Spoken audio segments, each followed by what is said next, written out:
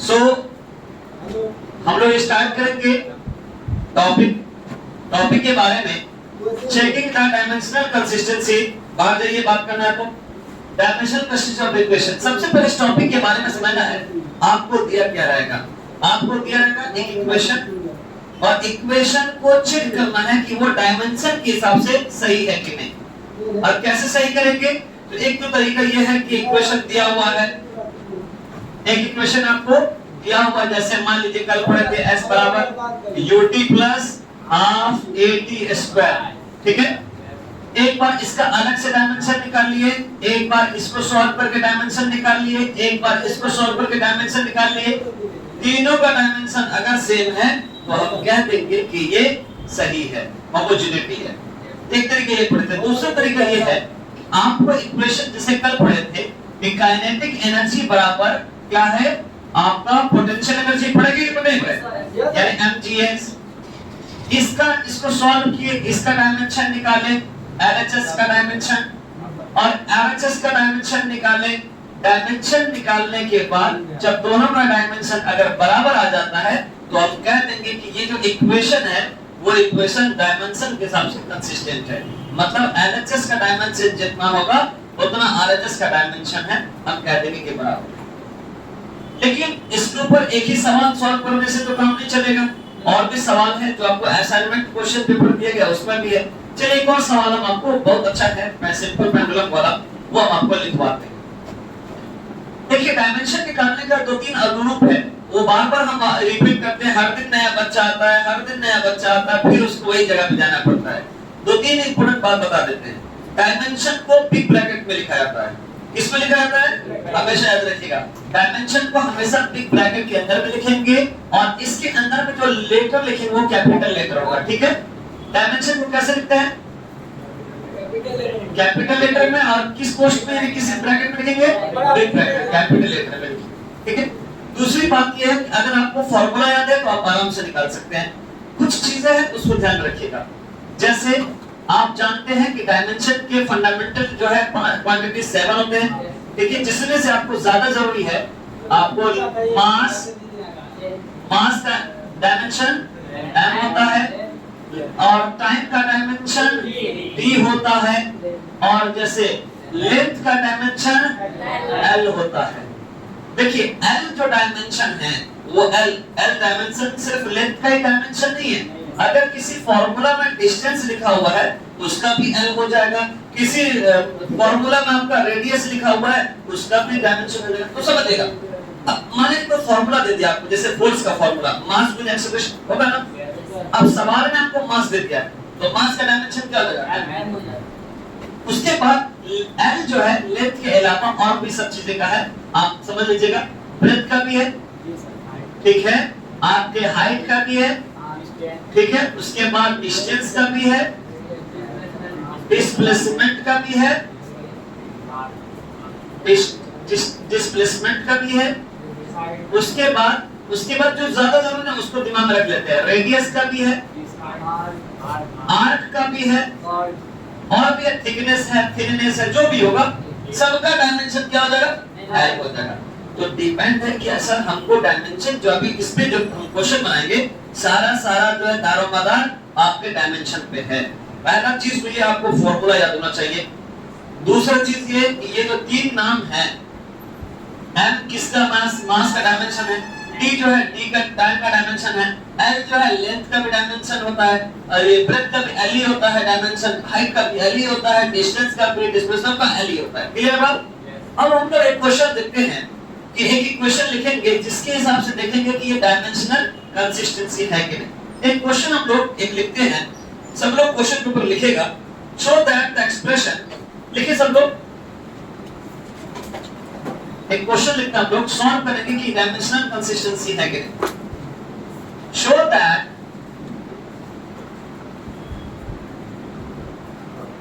The expression show that the expression of the time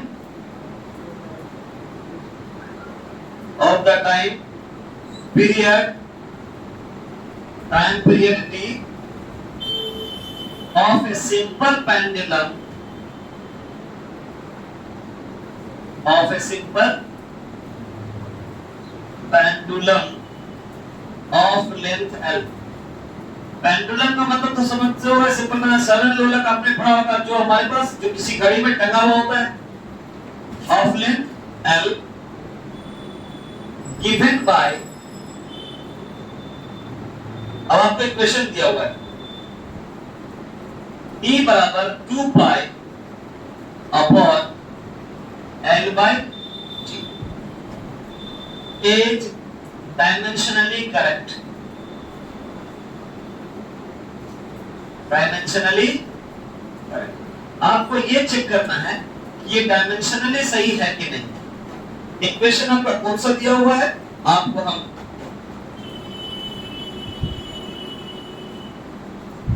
ये आपका equation दिया हुआ है। चलिए जो जहां है वही ठहर जाए और समझने की कोशिश करें। जैक थोड़ा ध्यान से सब आओ, ध्यान से देखिएगा। अच्छा और माय डियर बच्चों लोग थोड़ा ध्यान से देखिएगा। टॉपिक जो है हमारे पास कैसे समझने की इसी टॉपिक पे है ना। तो आपको ये समझना होगा, आप इसको दोनों तरीके से निकाल सकते हैं। डायमेंशनली सही है कि नहीं, एलएचएस और आरएचएस का डायमेंशन अगर सेम है तो वो ये इक्वेशन सही है। अगर इसका डायमेंशन बराबर नहीं होगा इसके डायमेंशन से, इसका मतलब ये फार्मूला आपका गलत है। चेक करने का तरीका ये भी है। तो चलिए स्टार्ट करें। चलिए उसका नया टॉपिक पढ़ाएंगे। चलिए हम लोग ध्यान से पढ़ते हैं। सबसे पहले आपको सवाल में दिया हुआ है कि हमारे पास किसी सिंपल पेंडुलम का टाइम पीरियड इस तरह शो हो रहा है, होता है ना, जब टिक टिक टिक टिक होता है कि नहीं होता है घड़ी के पेंडुलम का। तो सबसे पहले आप इक्वेशन लिखेंगे, ध्यान से एकदम देखिएगा, सबको समझ में आ जाएगा।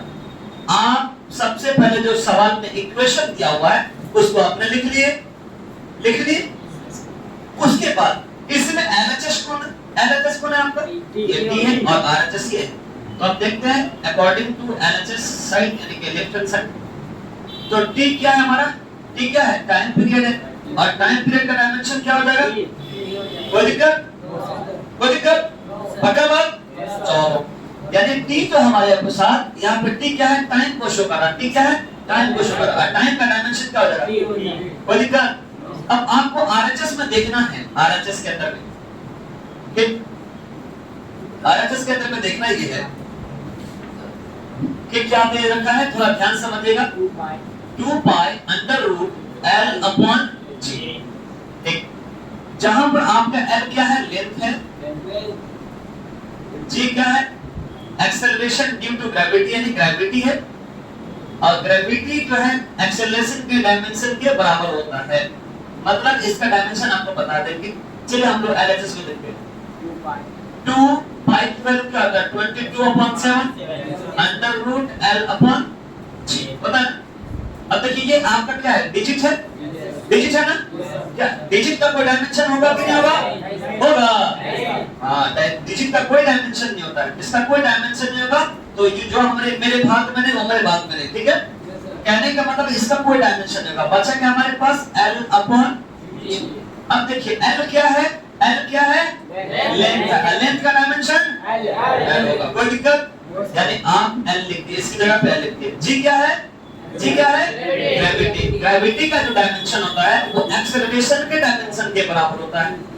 तो याद रखिए कि एक्सेलरेशन का जो डायमेंशन होता है वो आपका Lt का पावर -2 होता है। थोड़ा ध्यान दीजिएगा, जैसे कुछ बच्चे न्यू हैं उसको ये बात नहीं समझ आती सर कैसे आ गया है ना। तो पैसेज रखिएगा, passage is the key of success. Passage रखिए, सब बेहतर हो जाएगा, ठीक। लेकिन जो बच्चे पढ़े हुए हैं, आप एक्सेलरेशन का फार्मूला सब जानते हैं, एक्सेलरेशन का फार्मूला सब जानते हैं कि a acceleration velocity by time होता है, ठीक है, समझ ही लीजिए। अब वेलोसिटी का जो फार्मूला होता है वो डिस्प्लेसमेंट बाय टाइम होता है। ये किसका फार्मूला लिख रहे हैं हम लोग, वेलोसिटी का लिखा है। ये जो गोल घेरा है ना वेलोसिटी, उसका फार्मूला ये होता है, ठीक। और ऑलरेडी एक टाइम बचा ही हुआ है तो और टाइम लिख दिया। देखिए डिस्प्लेसमेंट अपॉन टाइम जो है ये किसका फार्मूला है। अब ये तो एक्स्ट्रा बच गया ना, तो हम यहाँ पे लिखते हैं। अब देखिए ये डिस्प्लेसमेंट का डायमेंशन क्या हुआ सर, डिस्प्लेसमेंट सर इसका डायमेंशन L होगा, और टाइम का क्या हो जाएगा, T होगा। बट और एक और टाइम है T, तो क्या हो गया L/T²। तो हम लोग क्या लिख देंगे, L तो L है ही, T ऊपर जाएगा, T² ऊपर आएगा, आया ना। समझ चलिए आप L से L को कैंसिल कर दीजिएगा, L से L को हमने कैंसिल कर दिया, तो आपके पास बचा 1/t का पावर -2। थोड़ा ध्यान से देखिएगा, अब -2 को प्रोपोर्शन से ऊपर करेंगे तो क्या हो जाएगा, जो पावर नेगेटिव में था वो क्या हो जाएगा, तो देखिए स्क्वायर से रूट कैंसिल होगा, मतलब आपका डायमेंशन आगे ना टी, जब स्क्वायर से रूट हटेगा तो 3 हो जाएगा। तो देखा गया कि LHS का और RHS का जो डायमेंशन है आपका क्या है, बराबर। तो क्या ये इक्वेशन सही है कि गलत है? सही है। मतलब फॉर्मूला हमारा सही है। तो आप और भी सवाल बनाएंगे, हम और भी आपको एक्सप्लोर करेंगे, लेकिन हमने सोचा कि आपको ध्यान से पढ़ना है। मेन इतना पढ़ने से बेहतर है कि आप इसको ध्यान में रखिएगा। सब इसी पे काम हो रहा है, इसको ध्यान में रख लीजिए, फॉर्मूला याद कर लीजिए, आपको सारा हो जाएगा। ठीक है, जल्दी से निपट दीजिए।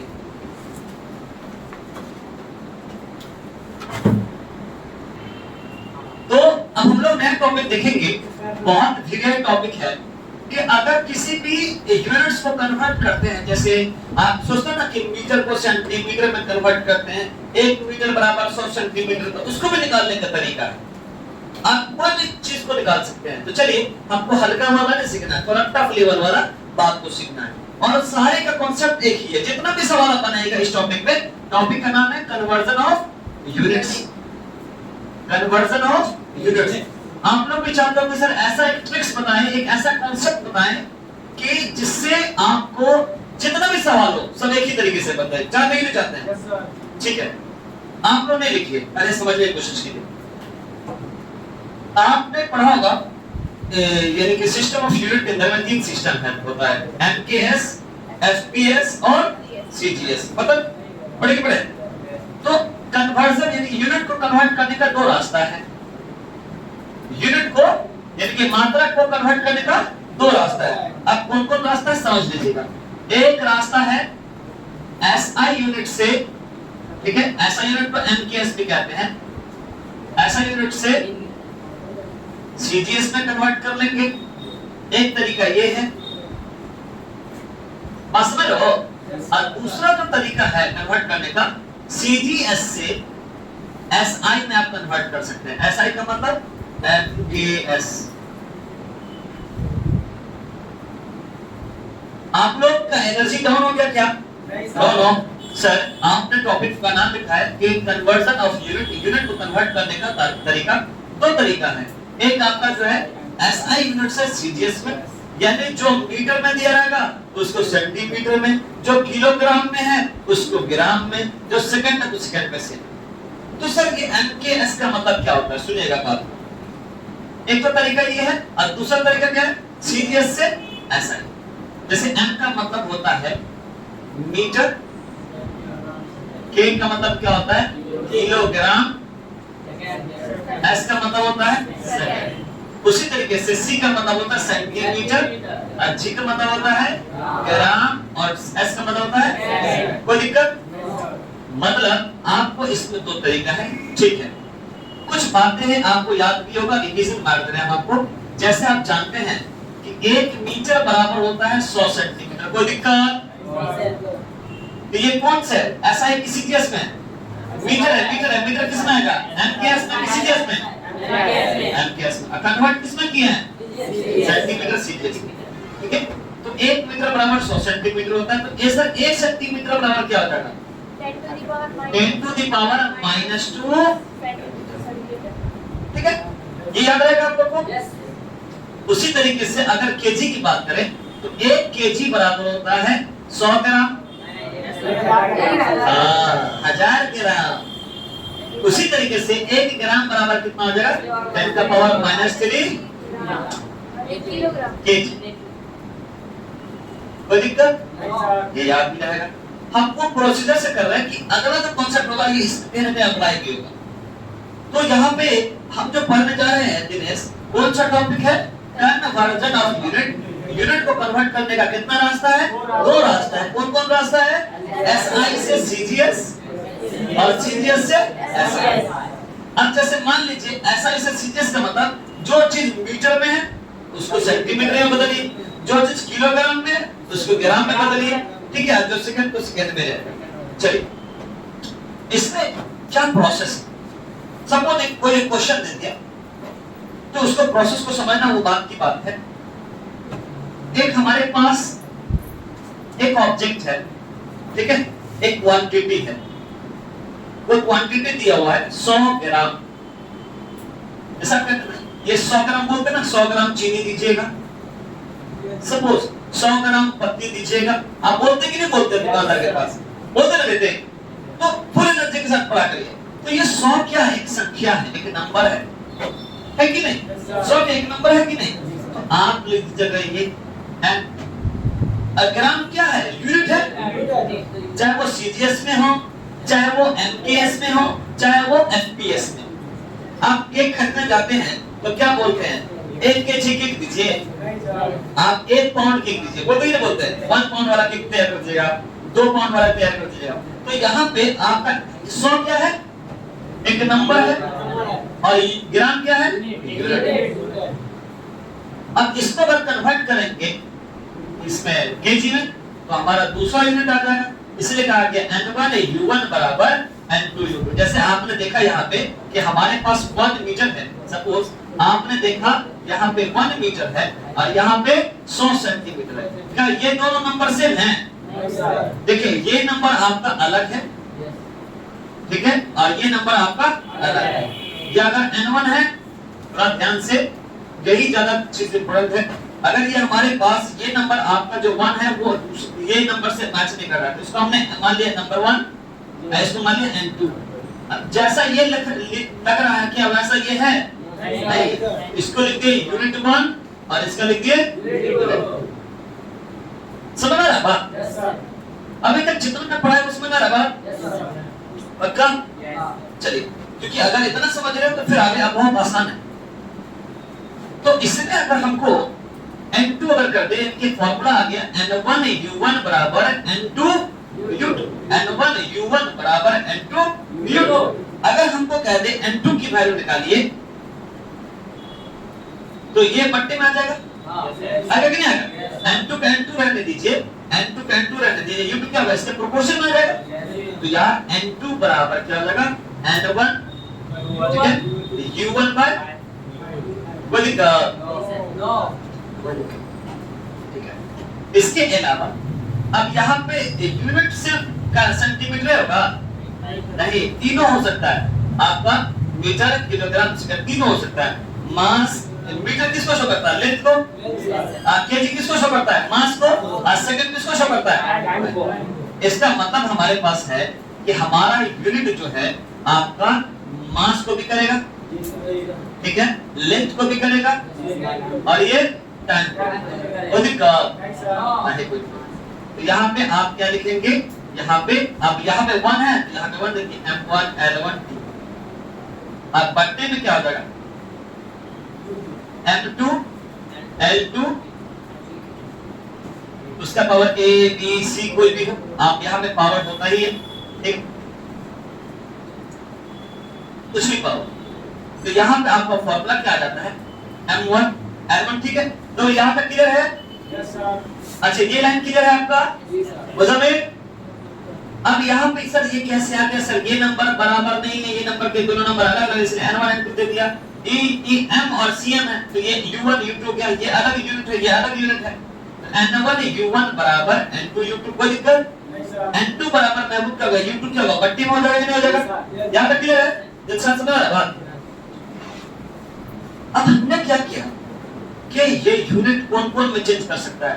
मास का, लेंथ का, और इसी में देखिए ये लेंथ की बात कर रहा है, ये मास की बात कर रहा है, और ये टाइम की बात है कि नहीं? इसमें भी तो वही बात होगा, लेकिन दोनों सेम होगा नहीं, इसलिए लिखे M1 L1 T1, M2 L2 T2। अब देखिए हमारे पास M1 by M2, जोर मशीन में होता ना, M1 मास वाला एक साथ कर दिया, ठीक है, ठीक है। L1 by L2 का पावर B और T1 by T2 का पावर, ये आपका फॉर्मूला है, ये मेन फॉर्मूला है। इतना कैसे आया ये तरीका है, लेकिन अगर आपको सवाल सॉल्व करना होगा, क्योंकि आपका एग्जामिनेशन में इतनी बात नहीं पूछेगी, आपको दिमाग रखना पड़ेगा।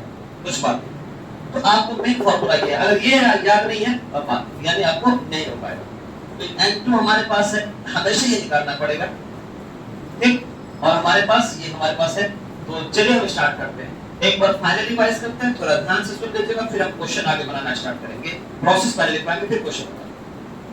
Can you revise once again, only for few second only, ठीक है।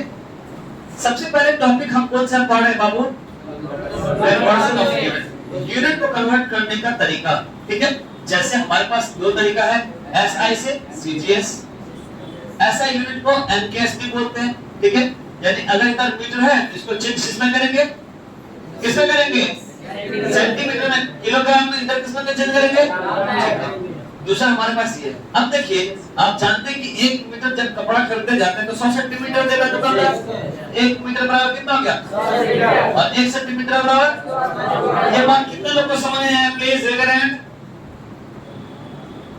मतलब सब कुछ समझ आ रहा है। 1 केजी बराबर 100 ग्राम, तो 1 ग्राम कितना हो जाएगा? ठीक है। देखिए सर, आपने इसी चीज को लिख लिया जहां पे 1 और 100 एक संख्या की बात कर रहा है। क्या दोनों संख्या सेम है? अब यहाँ पे हमने n लिख दे, दोनों संख्या है। अगर यहाँ पे 100 होता, यहाँ पे 100 होता, कह देते ठीक है, लेकिन ऐसा कोई बात नहीं है। तो हमने क्या किया, ये आपका नंबर तो है, ये भी नंबर है, लेकिन ये अलग है और ये अलग, और ये भी मीटर और सेंटीमीटर दोनों यूनिट है, लेकिन ये U1 कर दिए और ये U2। तो N1 U1 बराबर N2 U2 लिख दिए। हमको हमेशा N2 निकालना पड़ेगा, इसलिए N2 को छांट दिया और U2 बट्टे में आ गया। ये N1 U1 के बट्टे में है कि नहीं? जी सर। अब देखिए U क्या है? यूनिट को शो करता है। किसका यूनिट? तो मास का, मास का लेंथ का, टाइम का। तो मास लेंथ टाइम, मास लेंथ टाइम। तो 1 है इसलिए 1 डाल दिए। इसका भी यूनिट है मास लेंथ टाइम, 2 है तो 2 डाल दिए। सर फाइनल फार्मूला ये निकला। फार्मूला आप याद रखिएगा, ये बहुत जबरदस्त फार्मूला है। चलिए अब हमको क्वेश्चन दें तो इसको सॉल्व करने का प्रोसेस क्या है, और एक प्रोसेस से आपको 15-20 क्वेश्चन नॉर्मली बन जाएगा। क्या ऐसा आप चाहते हैं या ऐसा चाहते हैं एक क्वेश्चन, एक कॉन्सेप्ट एक ही क्वेश्चन बने? नहीं सर, कोई नहीं चाहता होगा।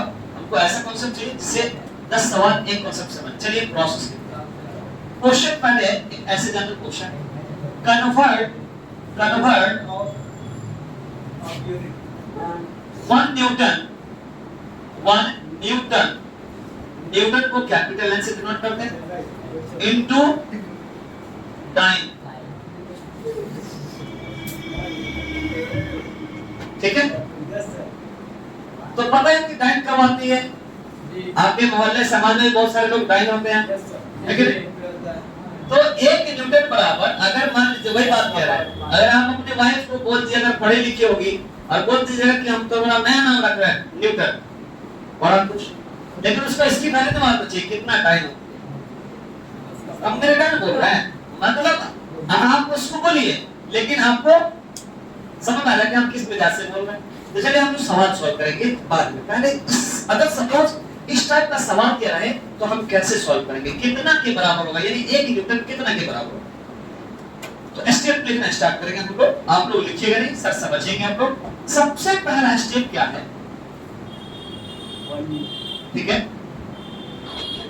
हम अपने वर्ड में आपको समझाएंगे, ठीक है, आपको ज्यादा समझना है, ग्रिप आ जाए। Firstly you see the units. आपका यहाँ पे ये दिया हुआ है सवाल में, आपको देखेंगे कि आपको 1 न्यूटन बराबर कितना टाइम की होता है, टाइम में कन्वर्ट करना है। तो फर्स्टली जो आपको सवाल में जो दिया हुआ है उसमें देखेंगे हमारा कौन सा यूनिट है, एसआई की सीजीएस, ठीक है। सबसे पहले स्टेप पे देखेंगे, फर्स्टली अपने वर्ड में लिख देंगे आप, फिर अंग्रेजी में। Firstly see the units. सबसे पहले आप यूनिट्स में लिखें जो सवाल में दिया हुआ है, एसआई है या सीजीएस है, कोई डाउट? आप डिसाइड कर लिए क्या है नहीं है, ठीक है। उसके बाद आपने यहां पे देखा क्या कि हमारे पास जो यूनिट यहां पे इसको देखना है। देखने के बाद पता चल गया कि हमारा अगर एसआई है ये अगर SI यूनिट है तो लिख दिया SI। अब कन्वर्ट किसमें करना पड़ेगा फिर? CGS में। अगर SI दिया हुआ है यानी SI यूनिट अगर ये है तो कन्वर्ट किसमें करना पड़ेगा? अगर ये CGS दिया रहता तो SI। आपको मान लीजिए सब कुछ मान लेते ये SI है तो आपको CGS में कन्वर्ट करना पड़ेगा। आप दूसरा देखेंगे हम लोग का दूसरा स्टेप ये है कि ये यूनिट है, किसका यूनिट है? न्यूटन किसका यूनिट होता है? फोर्स का। आपने पढ़ा है, ठीक है? तो आप देखेंगे न्यूटन,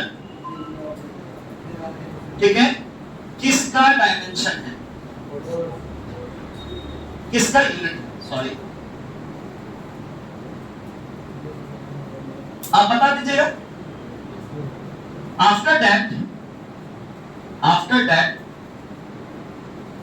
राइट द नेम। आप कह रहे हैं यहां पे ये जो न्यूटन है सबसे पहले देख लिए क्या SI है कि CGS? ठीक है, SI है, कन्वर्ट करना CGS। उसके बाद न्यूटन है तो न्यूटन किसका यूनिट है? फोर्स का। आपने लिख दिया फोर्स F, ठीक है। अब हम लोग को right the name and dimension, right the name and dimension. क्या लिखा? न्यूटन किसका यूनिट है? आप कहते हैं फोर्स का। उसके बाद क्या करना? राइट द नेम, नेम लिख दिया। अब नेम लिखने के बाद क्या लिखेंगे लोग? समझ रहे हो? तो फोर्स का डायमेंशन क्या हो जाएगा? MLT माइनस 2 होता है ना। इसका पावर अगर कुछ नहीं है तो आप 1 लिख सकते हैं, इसका पावर कुछ नहीं तो तो ये हमेशा m का पावर जो होगा वो 1 की वैल्यू होगा। A की वैल्यू आपने लिख लिया, B की वैल्यू आपने लिख लिया और C की वैल्यू लिख दिया। ये A, B और C की वैल्यू, कोई दिक्कत? तीसरा, ड्रॉ द बॉक्स।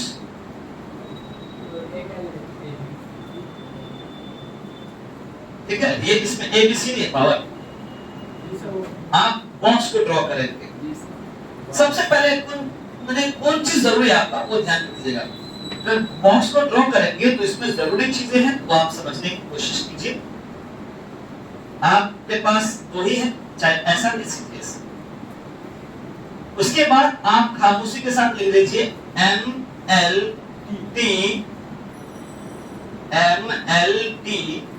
और N1, MLT और N2।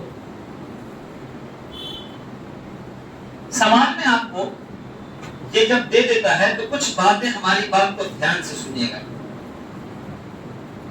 कि आपको ये क्या चीज कौन सा हमें दिया सिस्टम में? SI का मतलब क्या हो गया? तो जो पहला जो दिया हुआ है उसको इधर लिखेंगे और कन्वर्ट करने वाला को इधर लिखेंगे। समझ आ रहा बात? समझ बात? प्रोसेस एकदम आसान है। आप सवाल लिख लीजिएगा, सवाल में क्या दिया हुआ है देख लीजिएगा कि SI है कि CGS। तो जो अगर लगे कि SI है तो SI लिख दीजिएगा और कन्वर्ट करना पड़ेगा CGS। उसके बाद ये देखकर पता करना है किसका यूनिट है, पता करो रे कौन चोरी किया है, मतलब देख लेंगे यूनिट किसका है। नाम बता दिया, फोर्स का है, यही चोरी करके गया तालाब में, फोर्स मार के निकल गया एकदम 16 को मार दिया फोर्स। अब फोर्स का तो क्या चार्जशीट लिखो रे, चार्जशीट लिख दिया आपने, मतलब डायमेंशन। आ डायमेंशन में क्या बात A B C की वैल्यू लिख दिया। समझ आ? तीसरा स्टेप क्या आपको बॉक्स बनाएंगे। बॉक्स बनाने पे ये सब चीज सेम है, बस चेंज क्या होगा यहाँ पे। अगर यहाँ पे CGS होता तो पहले CGS लिखते और इधर SI लिखते, कोई दिक्कत? अब बात आता है कि इसमें इस वाले में कौन कौन चीज की वैल्यू दे रखा है, कौन कौन चीज की वैल्यू नहीं दे रखा है। देखिए हमेशा याद रखिएगा, ये हमेशा इस यूनिट के साथ जो भी संख्या लिखा रहेगा वो हमेशा N1 की वैल्यू होगा, हमेशा ऑलवेज। किसकी वैल्यू होगा? 1 हो गया इसकी वैल्यू, कोई दिक्कत? अब ये आपका जो है M क्या चीज को शो करता है भाई?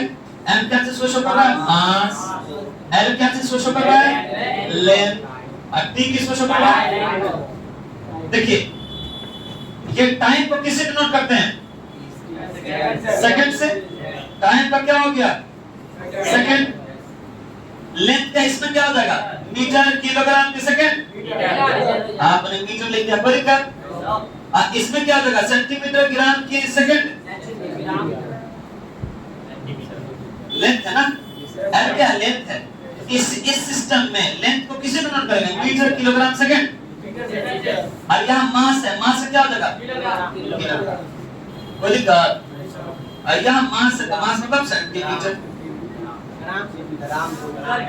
ओह सॉरी यार वही बात, ठीक है। और सवाल इसके अलावा और कोई वैल्यू दे रखा सवाल में, जब कुछ नहीं दे रखा हो दोस्त, जब कुछ नहीं दे रखा हो आप क्या करेगा, देखिए इस बॉक्स के अंदर में जैसे जो पहले बना हुआ था काला कलम से, काला वाला बॉक्स, वो यहाँ पे चेंज हो सकता है, डिपेंड करेगा ये कहां से कहां जाएंगे, तो ये चेंज हो सकता है। दूसरी बात, n1 की वैल्यू हमेशा दिया रहेगा और n2 की वैल्यू हमको हमेशा निकालना पड़ेगा, ये याद लीजिएगा, n1 हमेशा दिया रहेगा और n2 हमेशा निकालना पड़ेगा, ठीक। उसको बताना है कि हम लोग मास है, तो देखेंगे यहाँ पे जो बॉक्स में लिखे हुए थे, तो मास को किससे किसका यूनिट होगा, तो मास यहाँ पे किलोग्राम है, यहाँ पे लेंथ है तो लेंथ क्या जाएगा मीटर है, m क्या मीटर है तो किलो लिख दिया, t क्या है सेकंड हो गया। अब इसमें देखिए मास है, मास क्या होता है ग्राम, लेंथ है, लेंथ क्या होता है सेंटीमीटर, टाइम है सेकंड, कोई दिक्कत। अब इसके अलावा कोई वैल्यू नहीं दे रखा तो लिख दिया 1 1 1 1 1 1 1, कन्वर्ट किसको करना पड़ेगा, SI को, यानी जो केजी में दिया हुआ है उसको किसमें कन्वर्ट करना पड़ेगा, ग्राम में, जो क्योंकि आपको सब कुछ चेंज करना है इसके रेस्पेक्ट। जैसे आप जब बड़े हो जाते हो और आपके फैमिली मेंबर लोग जब छोटे जो बच्चे लोग हैं जब नखरा करते हैं तो आपको भी उसी हिसाब से ढलना पड़ता है।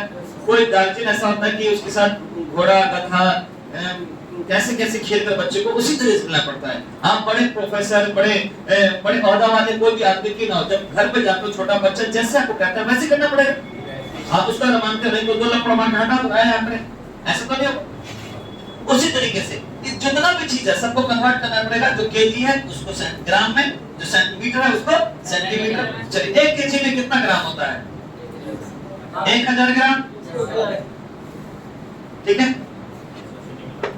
ऐसा कितना हो जाएगा 100 सेंटीमीटर, बस ये सेकंड पर ये लिख लिए। आप ऐसा करिए, इसके बाद ये फॉर्मूला अप्लाई कीजिएगा। n1 की वैल्यू दिया हुआ है, m1 की वैल्यू दिया हुआ है, m2 की वैल्यू दिया हुआ है, तो a की वैल्यू आपको यहाँ 1 है, b की वैल्यू 1 और c की वैल्यू -2। इस फॉर्मूला में पुट करेगा आपको आंसर आएगा 10 का पावर 5 टाइम। अगर इतना नहीं है तो आप गलत है। तो आप पहले इतना समझ गए ना, तो टाइम भी बहुत ज्यादा हो चुका है। इतना पढ़ने के बाद आप जो है फिर सॉल्व करिए इस फॉर्मूला को, ठीक। इतना के बाद इस फॉर्मूला को अप्लाई करेगा, बन जाएगा आपका सवाल। और सवाल पढ़ने का मतलब आपको इतना आंसर आना चाहिए। अगर नहीं आया तो फिर हम कल क्लास में देखेंगे फाइनल क्या। चलिए आप लोग लिख लीजिए, जल्दी से लिखिए तो बाबू, 5 मिनट टाइम लगेगा आपको।